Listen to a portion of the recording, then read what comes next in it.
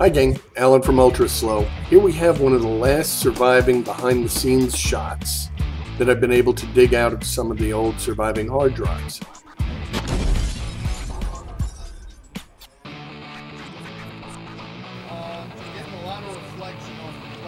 This is the very popular exploding helicopter shot and how we did it from behind the scenes.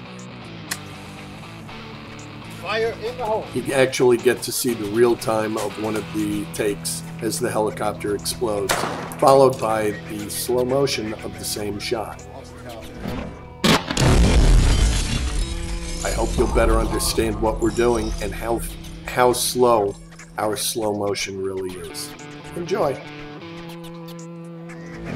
Hey, also please don't forget we need your support on our TubeStar project, so please reach out and support us so we can get higher resolution cameras to get you even better images. Thanks so much.